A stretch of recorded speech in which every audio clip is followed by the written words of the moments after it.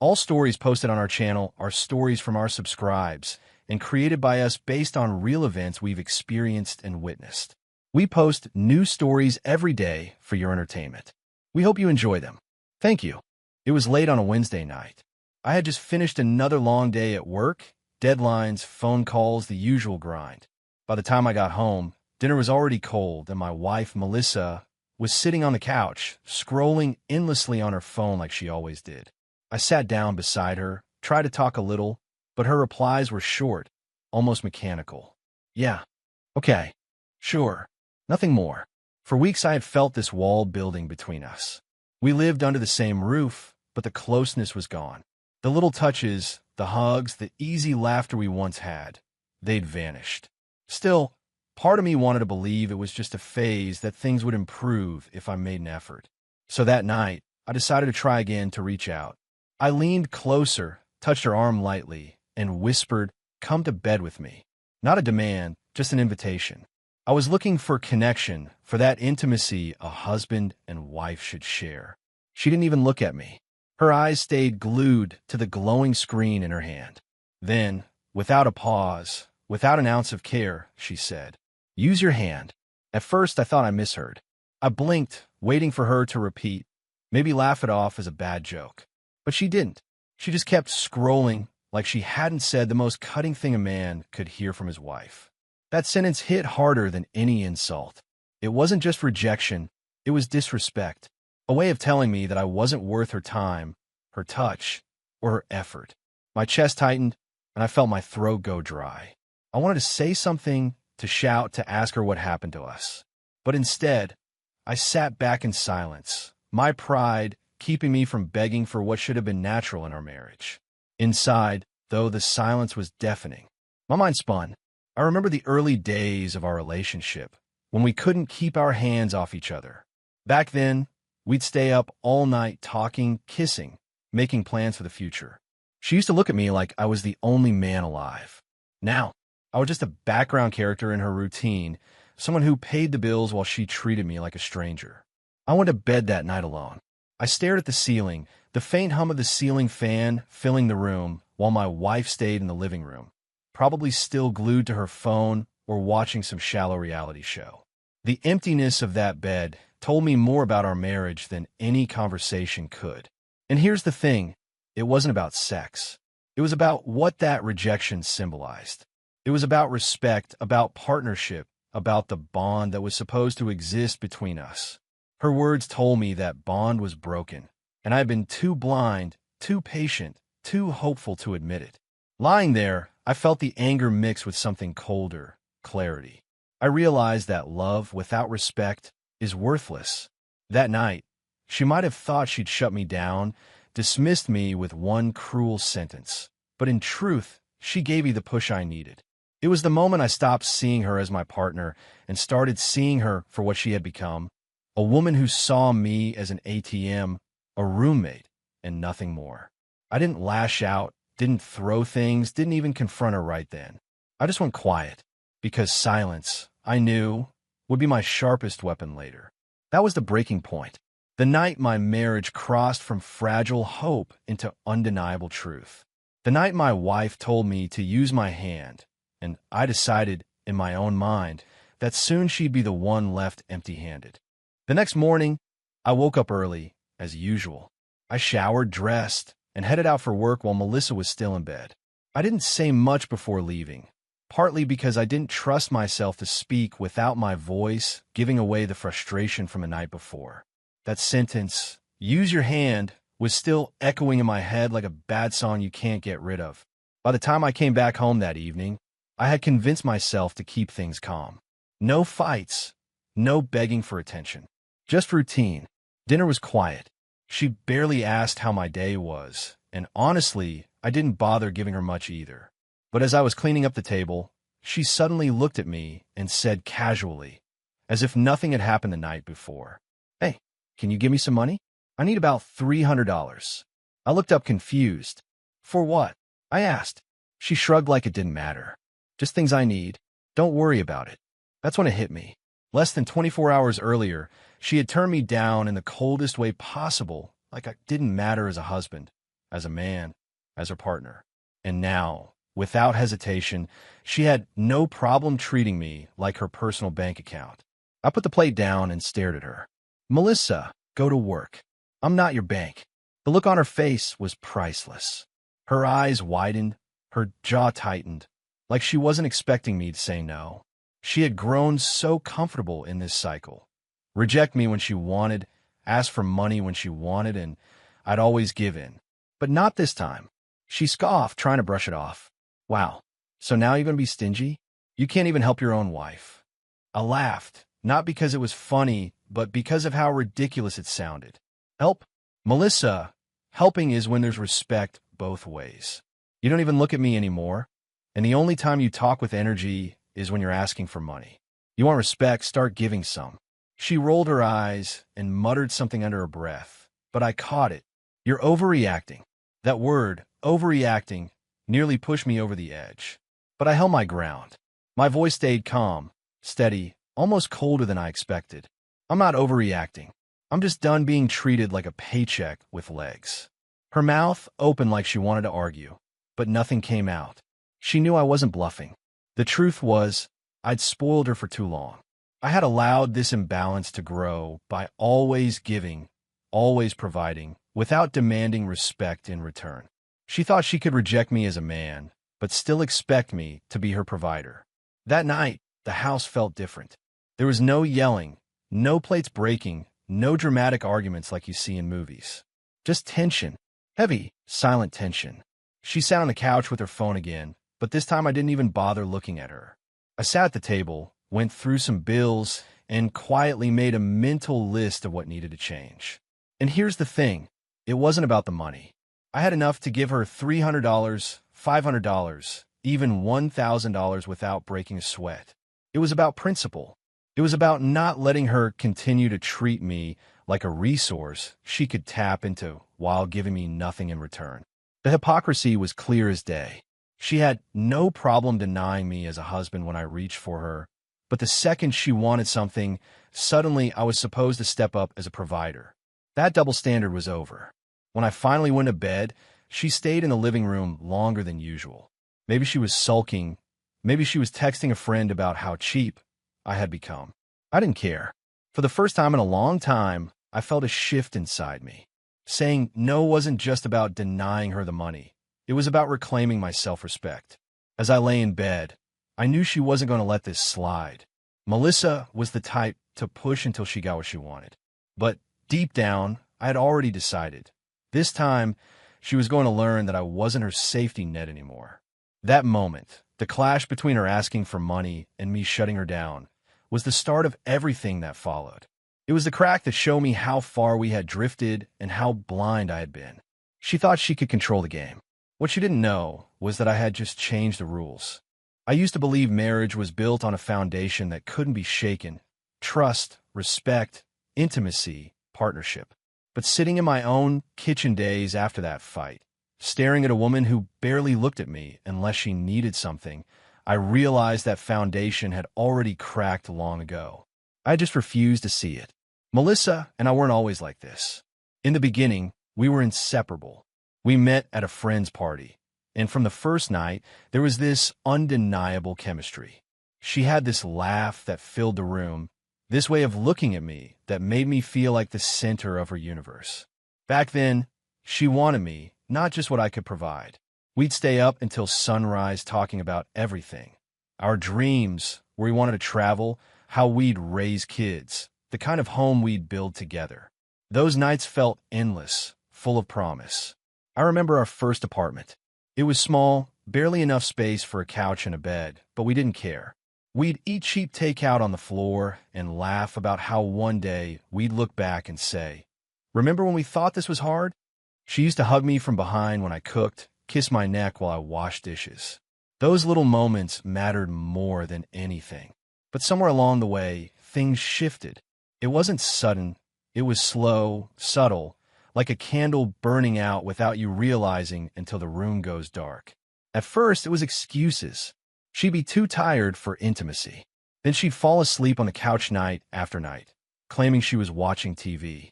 I brushed it off, work stress, maybe hormones, maybe just a bad phase. I told myself every couple goes through ups and downs. The truth was harder to face. She was pulling away from me, piece by piece.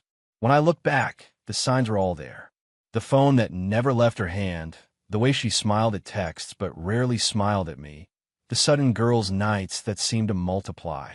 I tried to ignore it, tried to believe she was still the woman who once couldn't wait to be close to me. But ignoring the truth doesn't change it. It just prolongs the damage. What hit me hardest wasn't just the lack of intimacy. It was how transactional everything became. Melissa stopped seeing me as her husband and started treating me like her provider. The only time she seemed engaged in conversation was when she wanted something, money for clothes, for her nails, for some trip with her friends. And like a fool, I kept giving, thinking maybe if I made her life easier, she'd find her way back to me. But the more I gave, the less she respected me. That became crystal clear after that moment, when she told me to use my hand one night and asked me for money the next day. Those two moments weren't separate, they were connected. She had stopped giving me the one thing a wife is supposed to share with her husband: affection, love, intimacy. Yet she had no shame in demanding money as if it was her right. I started replaying memories in my head, connecting dots I had avoided for years. I remembered how, when we were dating, she always said she admired my work ethic. She loved that I was ambitious, that I wanted to build a stable life. But maybe what she really loved was the security that came with it, not me as a man. Maybe I had confused admiration for my effort with genuine love. The worst part? I enabled it. Every time I pulled out my wallet instead of demanding respect, I reinforced the idea that money was all I was good for. I can't even blame her entirely. I had been part of the problem. I started noticing the imbalance everywhere. When was the last time she cooked a meal for us without sighing or rolling her eyes? When was the last time she asked about my day with genuine interest, not just out of routine? When was the last time she hugged me without expecting something in return? I couldn't remember. Our marriage had become a business arrangement, except I was the only one paying the price. She provided less and less, while I carried more and more. One night, sitting alone in the bedroom, while Melissa laughed on the phone in the living room, I realized something that shook me. I didn't miss the physical intimacy as much as I missed respect. The sex, the hugs, the kisses, they were important, yes, but what broke me was the absence of respect. A man can live without constant affection, but no man can live being treated like he's disposable in his own home. I remember my father's words years ago before I got married. He told me, "Son, a woman can fall out of love, but if she stops respecting you, it's over." I didn't understand it then. I thought respect and love were the same thing. Now, staring at the empty side of my bed, I finally understood. Love can fade, but respect should never vanish. Without it, you don't have a partner, you have a leech. From that point on, I stopped looking at Melissa through rose-colored glasses. I saw her for what she had become. A woman who valued my money more than my presence, who thought being a wife meant she could reject me emotionally, but still expect me to finance her life. And the hypocrisy didn't stop there. I started catching little things that made the picture even uglier. She'd complain about how hard it was to be at home, yet she refused to get a job. She wanted freedom, but no responsibility. She wanted the luxuries of being married without giving the basics of being a wife. It all became so clear once I forced myself to stop making excuses for her. Our marriage was exposed for what it really was, a contract she thought I couldn't walk away from. But she was wrong. That realization didn't fill me with sadness anymore. It filled me with resolve. I wasn't going to beg her for respect. I wasn't going to argue for intimacy or plead for attention. If she thought I existed only to fund her lifestyle, she was about to find out what it felt like when that safety net disappeared. I had reached the point where my silence wasn't weakness anymore. It was strategy. I didn't need to scream at her or list all the ways she had failed me. Life was about to teach her in the most brutal way possible. For the first time in years, I felt clear-headed. This wasn't about saving the marriage anymore. It was about saving myself. The beauty of revenge is that it doesn't always need fire, shouting, or chaos. Sometimes, the coldest moves are the most effective. After years of giving without receiving, after being humiliated by the woman who was supposed to respect me, I decided I wasn't going to fight her in the way she expected. No screaming matches, no desperate pleas, no arguments about what went wrong. My revenge was going to be simple. I would cut her off completely from the very thing she valued most, my money and my attention. It started quietly. I didn't announce anything. I didn't tell her, from now on, things are going to change. I just stopped being her provider. Melissa came to me a few days after the $300 request I had refused, this time asking for a smaller amount, $80. She said she needed it for groceries. In the past, I would have handed it over without even thinking. This time, I took out my debit card, placed it on the counter, and told her flatly, "Here, buy what we need for the house. Nothing else." Her face twisted with annoyance, but she took the card. Later, when she came back, I checked the receipt. For the first time in our marriage, I combed through every item. Sure enough, hidden between the bread and milk were charges for cosmetics and some overpriced candles. I didn't say a word, but I took the card back and locked it in my desk drawer. From then on, I handled the grocery shopping myself. That was step one, control the money. Step two was time. Melissa had gotten used to me bending over backwards to be home when she wanted, making sure her needs came first. But I started redirecting that energy into myself. I picked up extra hours at work, not because I needed the money, but because I wanted to build more distance. I started hitting the gym again, something I had abandoned after years of routine and exhaustion. I even reconnected with old friends, grabbing beers after work instead of rushing home to a woman who barely looked at me. When Melissa noticed, she didn't say much at first. She tried the passive-aggressive route. "You're working late a lot." "What? You don't like being home anymore?" I just shrugged. I go where I feel respected. She didn't like that answer, but she didn't push it. Step three was attention, or rather, the lack of it. Melissa thrived on being the center of my world. She expected me to notice when she bought new clothes, when she changed her hair, when she painted her nails. I had always given her those compliments, thinking it was part of being a good husband. Now, silence. She could walk in with a new dress, and I wouldn't even look up from my laptop. She could spend hours doing her makeup before going out with her friends, and I wouldn't offer a single word. That silence drove her crazy faster than I expected. She started fishing for validation. "Notice anything different?" she'd ask. I'd glance up casually, then return to what I was doing. Nope. It was cruel, but it was deliberate. If she wanted to treat me like an ATM, then I'd treat her like a stranger. The cracks began to show. Melissa wasn't used to this version of me. She was used to control, to having me wrapped around her finger, always eager to please, always ready to provide. But now I was detached, calm, focused, and the more indifferent I became, the more restless she grew. One Saturday night, she tried to reignite her old dominance. She dressed up, told me she was going out with her friends, and stood at the door waiting for me to ask where she was going. I didn't. I just said, "Don't forget your keys," and went back to watching the game. When she came home later that night, she tried to provoke me again. "You didn't even ask me who I was with." I looked at her dead in the eye and said, "Why would I? You've made it clear I'm not part of your plans." That shut her down. My cold revenge wasn't about punishing her with theatrics. It was about letting her live with the weight of her own choices. Every time she looked at me and saw the man she had disrespected now refusing to play her game, it chipped away at her confidence. And here's the part that really got to her. She began to feel the consequences financially. With me handling the money directly, she lost access to the easy lifestyle she had built. No more unplanned shopping sprees. No more salon appointments on my dime. No more vacations with her friends. When she complained, I gave her the same line every time. "You want money? Get a job. I'm not your bank." The more I repeated it, the angrier she became. She accused me of being controlling, stingy, even abusive. But deep down, she knew the truth. I wasn't cutting her off from survival. The bills were paid, the house was maintained, food was on the table.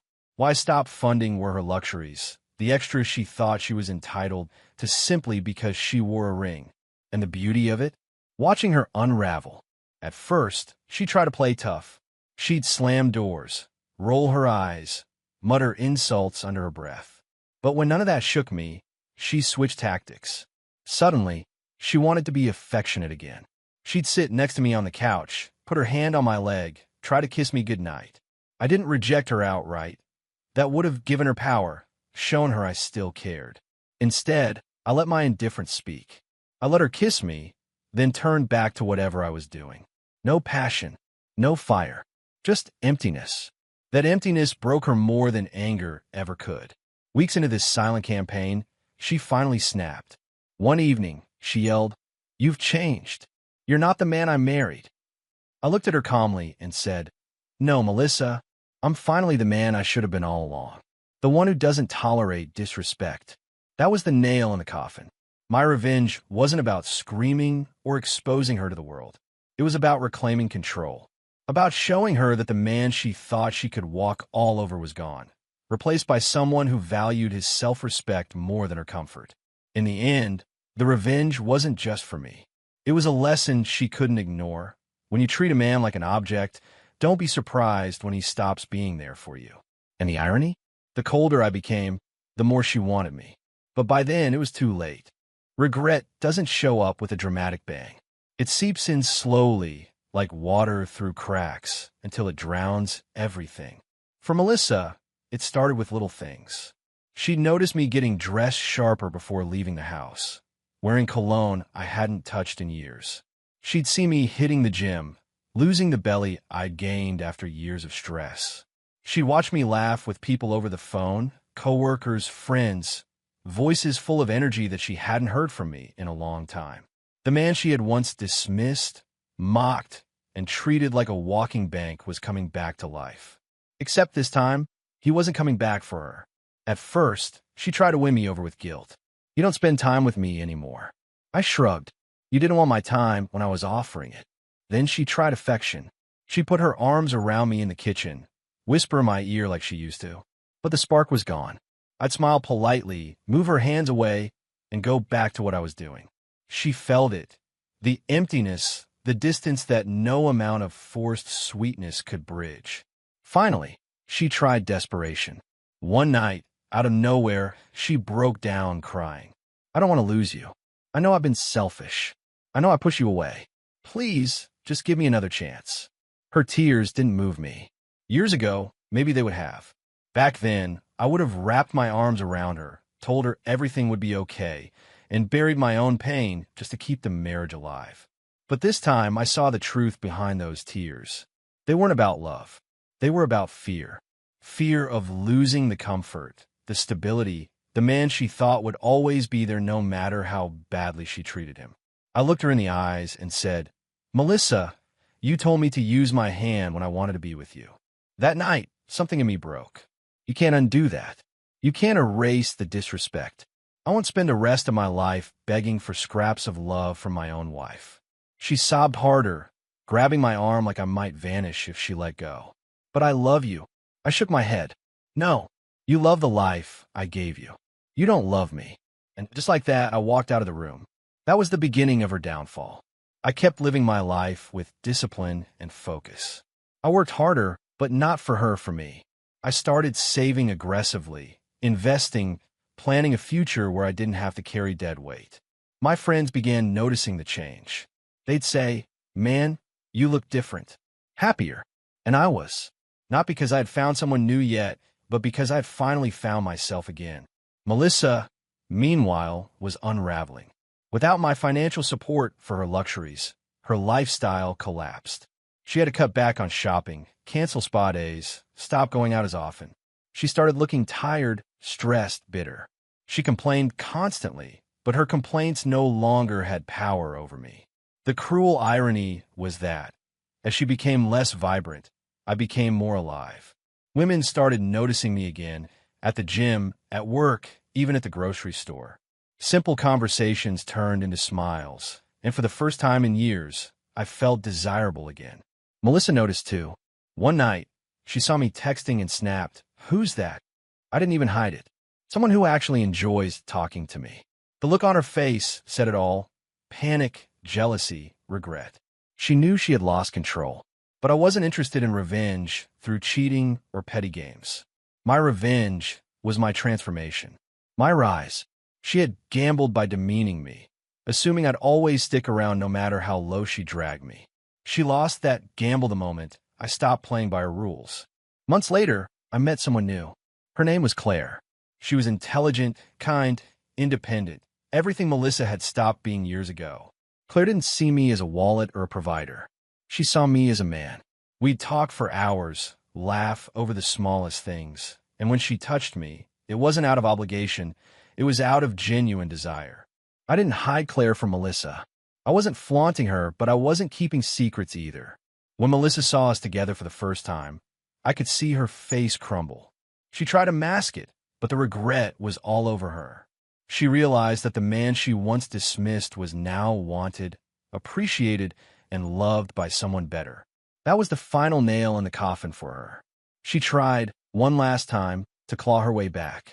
She cornered me in the kitchen one evening and whispered, "She'll never love you like I do." I laughed, shaking my head. "You're right. She won't, because she actually respects me. Something you never did." Melissa's eyes filled with tears, but I didn't feel pity anymore. I felt nothing. Her regret didn't change the fact that she had treated me like a stranger in my own home, denied me intimacy, and used me like a bank. Now, she was left with the ruins of the life she thought was secure, while I had rebuilt mine stronger than ever. And that's the thing about regret. It's always too late. She had her chance when I was devoted, loyal, ready to give her everything. But she threw it away. By the time she realized what she lost, I'd already moved on, already risen from the man she tried to break into someone she couldn't reach anymore. So when people ask me now if I regret leaving her behind, my answer is simple. No. The only regret in this story belongs to her.